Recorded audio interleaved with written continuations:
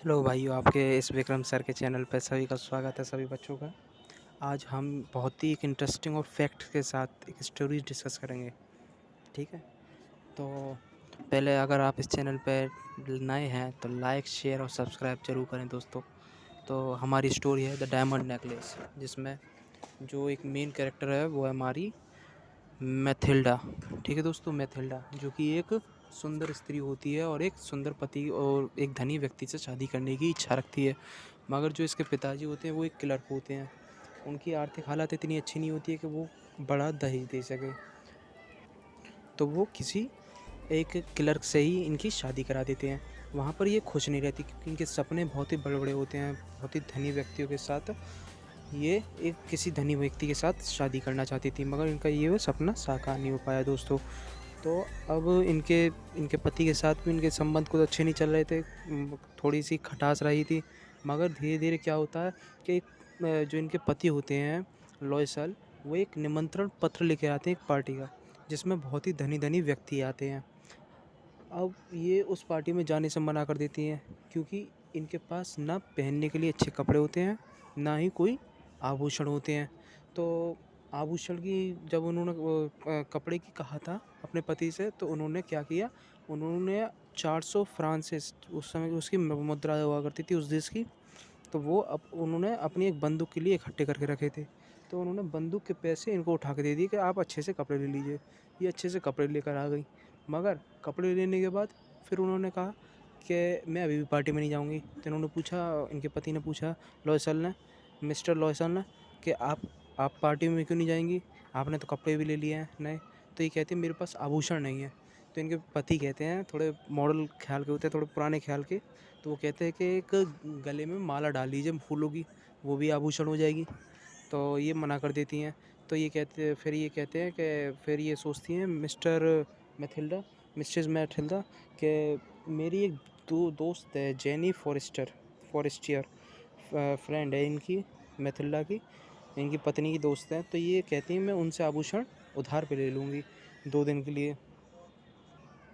फिर ये फॉरेस्टियर के पास जाती हैं। फॉरेस्टियर के पास जाने के बाद ये उनसे कहती हैं कि मुझे ऐसे ऐसे 2 दिन के लिए आपके आभूषण चाहिए, एक आभूषण चाहिए कोई भी। तो ये वहाँ पर देखती हैं 2-3 आभूषण, तो इनको पसंद नहीं आता। तो वहाँ पर एक हीरे का हार इनको पसंद आता बहुत। ये वहाँ से एक हीरे का हार लेकर आ जाती हैं घर पे, और वो ये समझती हैं कि बिल्कुल असली है। तो अब इसमें दोस्ती एक फैक्ट है बहुत बड़ा, कि ये बहुत असली समझती हैं, उसको समझती हैं बहुत महंगा है। तो होता क्या है दोस्तों, फिर ये लेकर आती हैं और पार्टी में पहन के चली जाती है, और ये सबसे सुंदर स्त्री लगती है उस पार्टी में दोस्तों, सबसे ही ज़्यादा सुंदर। हर कोई इनके साथ डांस कर रहा होता है, हर कोई इनके पास आना चाहता है।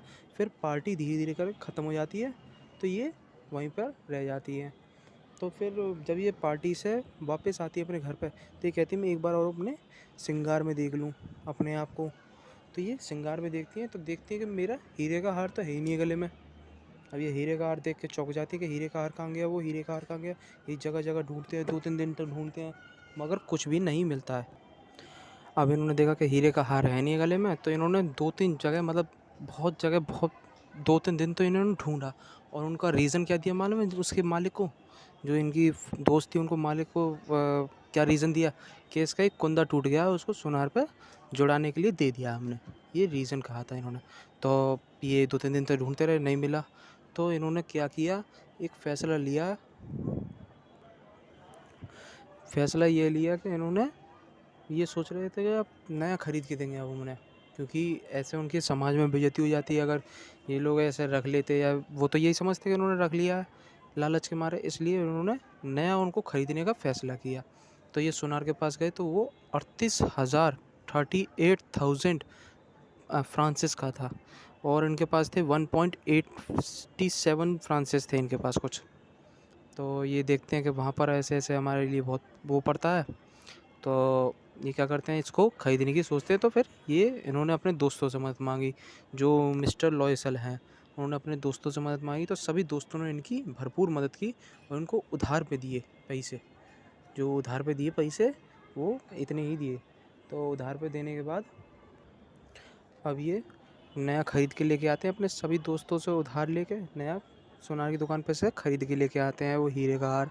अब ये ला के और अपनी बीवी को दे देते और बीवी वो अपने दोस्त को जाके दे देती है गिफ्ट में पैक करके, और वो बोलती है कि मैं बहुत नाराज़ हुई, तुमने इतनी लेट मेरे पास लेकर आई इसको, मैं बहुत तुमसे नाराज़ हूँ। तो वो रख लेती है फिर, मगर वो खोल के नहीं देखती उस समय पे उसको। अब ये क्या करते हैं, उनके ऊपर कर्ज तो आ गया था, काफ़ी सारा कर्ज आ गया था।